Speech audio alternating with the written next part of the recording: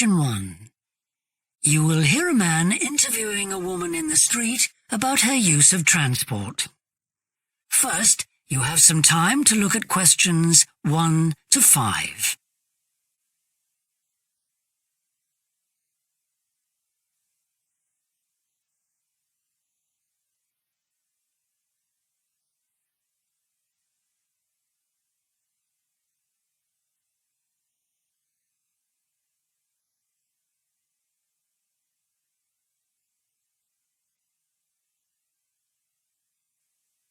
You will see that there is an example that has been done for you. On this occasion only, the conversation relating to this will be played first. Excuse me? Yes? I wonder if you could spare a few minutes to do a survey on transport. It won't take long. No, that's fine. Oh, lovely. The survey is on behalf of the local council. They'd like to know about what transport you use and any suggestions for improvement. Can I start by asking you how you travelled to town today? Sure, I came on the bus. The woman travelled to town by bus, so bus has been written in the space. Now we shall begin. You should answer the questions as you listen, because you will not hear the recording a second time. Listen carefully and answer questions 1 to 5. Excuse me? Yes? I wonder if you could spare a few minutes to do a survey on transport. It won't take long. No, that's fine. Oh, lovely. The survey is on behalf of the local council. They'd like to know about what transport you use and any suggestions for improvement. Can I start by asking you how you travelled to town today? Sure, I came on the bus. Great. Now, can I get a few details about yourself? OK. What's your name? It's Louisa. Yes? Hardy. Can you spell that, please? Yes, it's Hardie. Great, thanks. And can I have your address? It's 19 Whitestone Road. Oh, right, I know that area. It's Bradfield, isn't it? That's right. Is the postcode GT7? It's actually GT8 2LC. Great. And could I ask what your job is? Are you a student? I've actually just finished my training. I'm a hairdresser. Oh, right. And one more question in this section. What is the reason for you coming into town today? Actually, it's not for shopping today, which would be my normal reason, but to see the dentist. Right. Thanks. Before you hear the rest of the interview, you have some time to look at questions 6 to 10.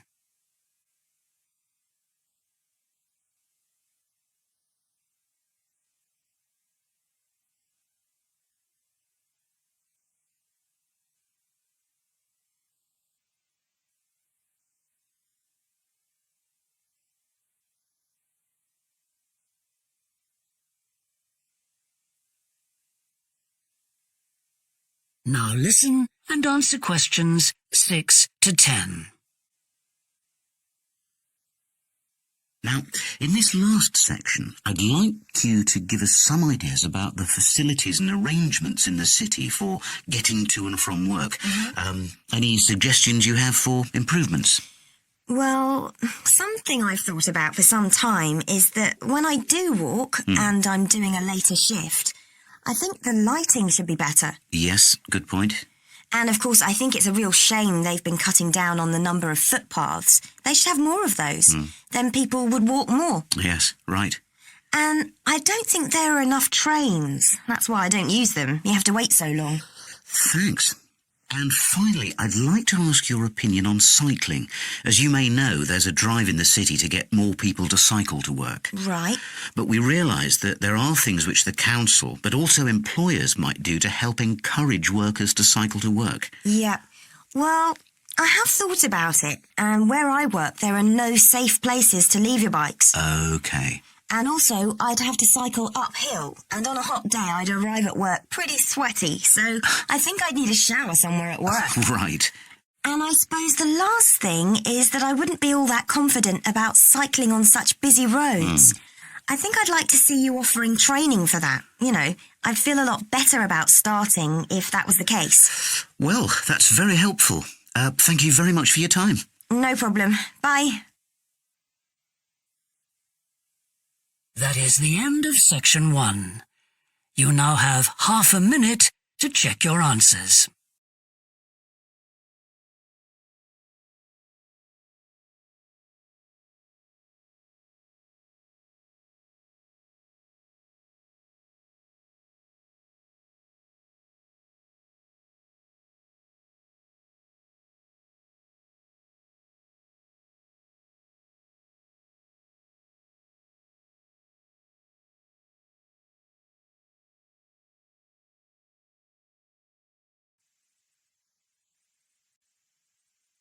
Section 2.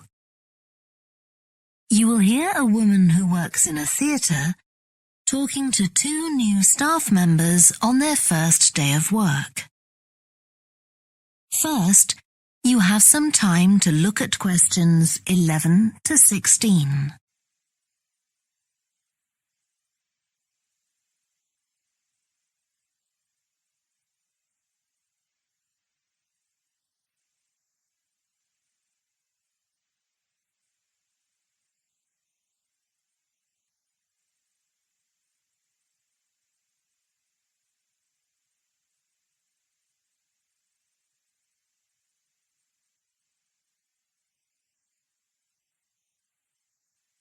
Now listen carefully and answer questions 11 to 16. Hi, great to see you. I'm Jodie, and I'll be looking after both of you for the first month you're working here at the Amersham Theatre. I'll tell you something about the theatre now, then take you to meet 2 of the other staff. It's an old building, and it's been modernised several times. In fact, as you can see, we're carrying out a major refurbishment at the moment. The interior has just been repainted, and we're about to start on the exterior of the building. That'll be a big job.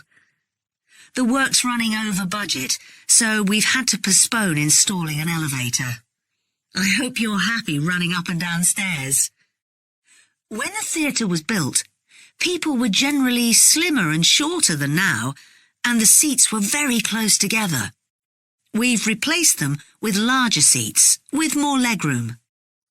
This means fewer seats in total, but we've taken the opportunity to install seats that can easily be moved to create different acting spaces.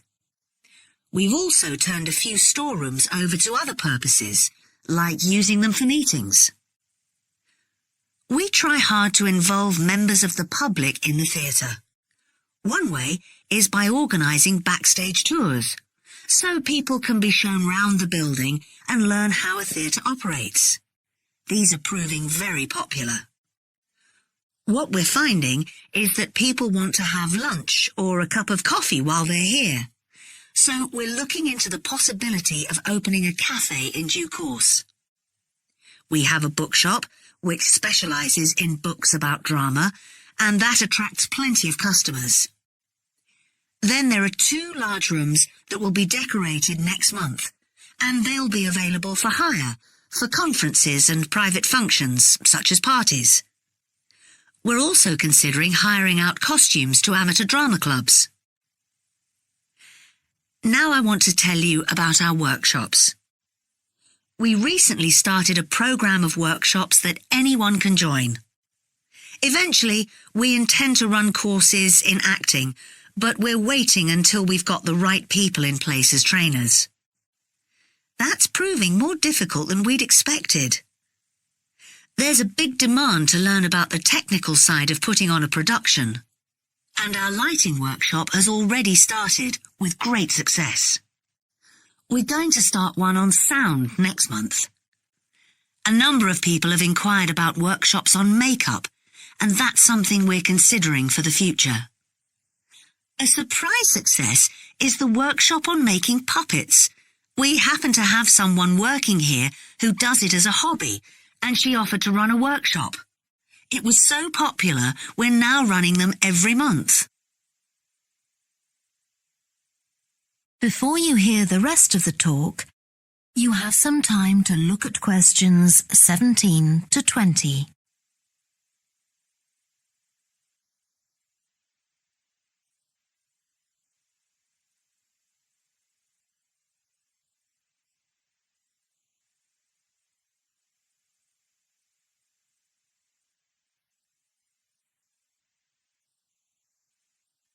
Now listen and answer questions 17 to 20. Now, a word about the layout of the building. The auditorium, stage and dressing rooms for the actors are all below ground level. Here on the ground floor, we have most of the rooms that the public doesn't see. The majority are internal, so they have windows in the roof to light them. Standing here in the foyer, you're probably wondering why the box office isn't here, where the public would expect to find it.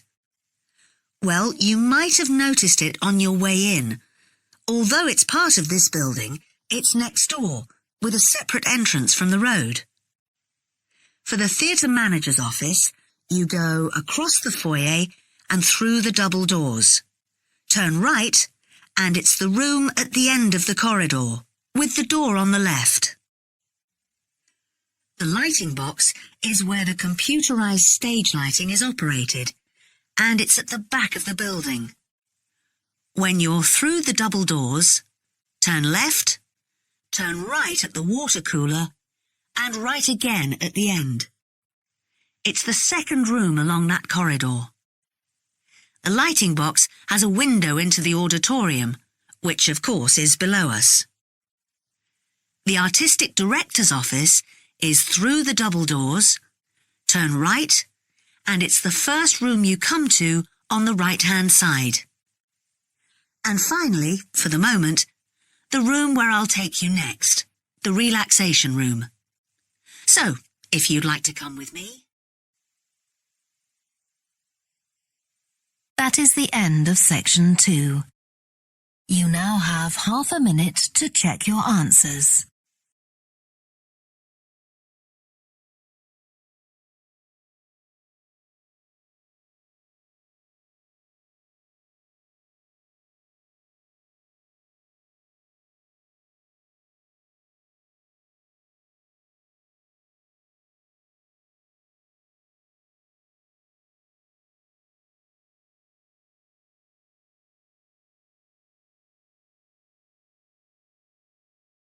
Now turn to section 3.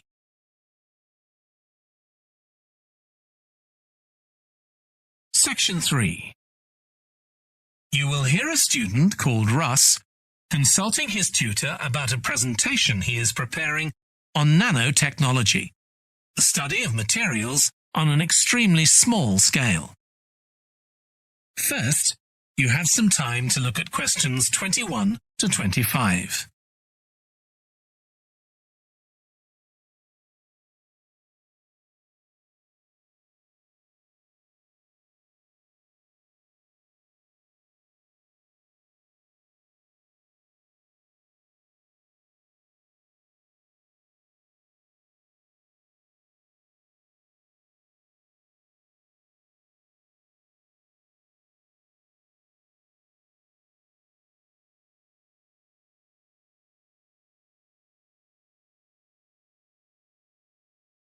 Now listen carefully and answer questions 21 to 25. Come in, Russ. Thank you. Now, you wanted to consult me about your class presentation on nanotechnology. You were due to give it next week, aren't you? That's right, and I'm really struggling. I chose the topic because I didn't know much about it and wanted to learn more. But now I've read so much about it, in a way there's too much to say. I could talk for much longer than the 20 minutes I've been allocated. Should I assume the other students don't know much and give them a kind of general introduction? Or should I try and make them share my fascination with a particular aspect? You could do either, but you'll need to have it clear in your own mind. Then I think I'll give an overview. OK. Now, one way of approaching this is to work through developments in chronological order. On the other hand, you could talk about the numerous ways that nanotechnology is being applied. You mean things like thin films on camera displays to make them water repellent and additives to make motorcycle helmets stronger and lighter? Exactly. Or another way would be to focus on its impact in one particular area, say medicine or space exploration. That would make it easier to focus. Perhaps I should do that. I think that would be a good idea. Right. How important is it to include slides in the presentation? They aren't essential by any means, and there's a danger of tailoring what you say to fit whatever slides you can find. While it can be good to include slides, you could end up spending too long looking for suitable ones. You might find it better to leave them out. I see. Another thing I was wondering about was how to start.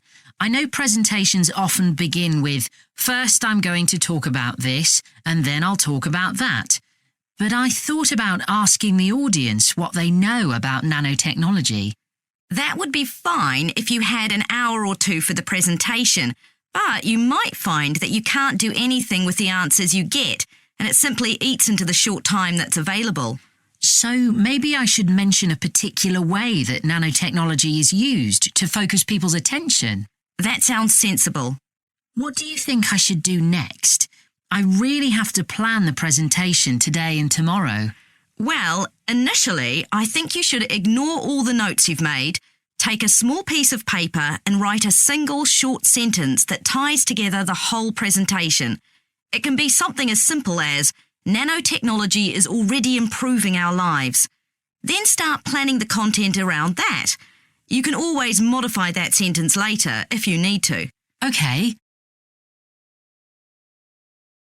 Before you hear the rest of the discussion, you have some time to look at questions 26 to 30.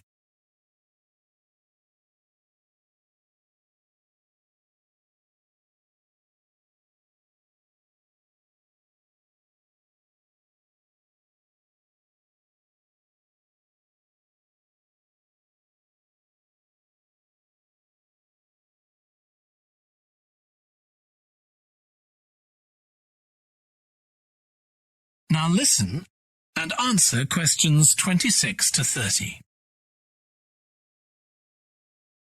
OK, now let's think about actually giving the presentation.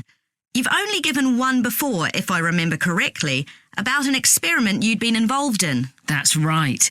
It was pretty rubbish. Let's say it was better in some respects than in others. With regard to the structure, I felt that you ended rather abruptly, without rounding it off. Be careful not to do that in next week's presentation. OK. And you made very little eye contact with the audience because you were looking down at your notes most of the time. You need to be looking at the audience and only occasionally glancing at your notes. Your body language was a little odd. Every time you showed a slide, you turned your back on the audience so you could look at it. You should have been looking at your laptop. And you kept scratching your head, so I found myself wondering when you were next going to do that, instead of listening to what you were saying. Oh dear. What did you think of the language?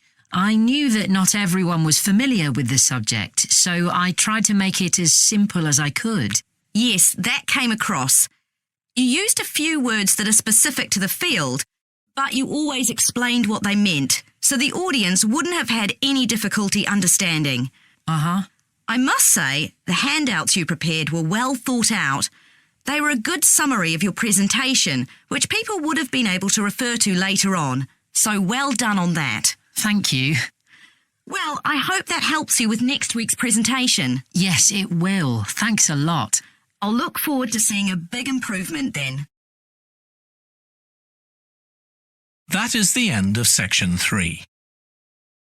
You now have half a minute to check your answers.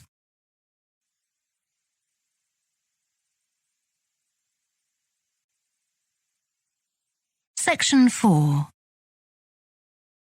You will hear part of a student presentation about the variety of different species that live in the world's oceans. First, you have some time to look at questions 31 to 40.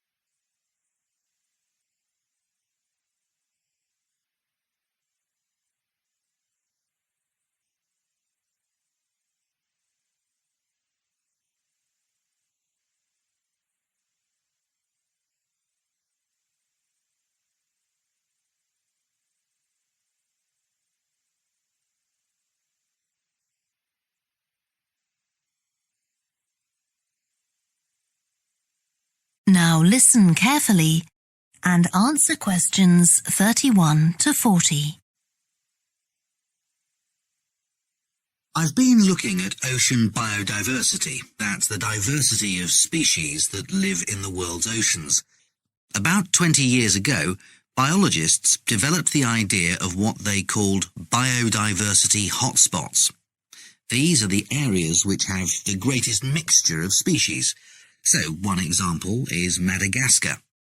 These hotspots are significant because they allow us to locate key areas for focusing efforts at conservation. Biologists can identify hotspots on land fairly easily, but until recently, very little was known about species distribution and diversity in the oceans, and no one even knew if hotspots existed there. Then a Canadian biologist called Boris Worm did some research in 2005 on data on ocean species that he got from the fishing industry. Worm located 5 hotspots for large ocean predators, like sharks, and looked at what they had in common. The main thing he'd expected to find was that they had very high concentrations of food. But to his surprise, that was only true for 4 of the hotspots. The remaining hotspot was quite badly off in that regard. But what he did find was that in all cases, the water at the surface of the ocean had relatively high temperatures, even when it was cool at greater depths. So, this seemed to be a factor in supporting a diverse range of these large predators. However, this wasn't enough on its own, because he also found that the water needed to have enough oxygen in it. So these 2 factors seemed necessary to support the high metabolic rate of these large fish. A couple of years later, in 2007, a researcher called Lisa Balance, who was working in California, also started looking for ocean hotspots, but not for fish. What she was interested in was marine mammals, things like seals. And she found 3 places in the oceans which were hotspots, and what these had in common was that these hotspots were all located at boundaries between ocean currents. And this seems to be the sort of place that has lots of the plankton that some of these species feed on. So now people who want to protect the species that are endangered need to get as much information as possible. For example, there's an international project called the Census of Marine Life. They've been surveying oceans all over the world, including the Arctic.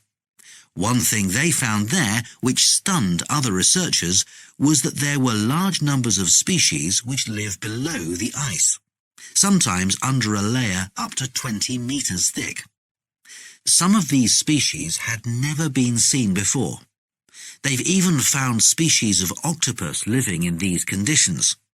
And other scientists working on the same project, but researching very different habitats on the ocean floor, have found large numbers of species congregating around volcanoes, attracted to them by the warmth and nutrients there.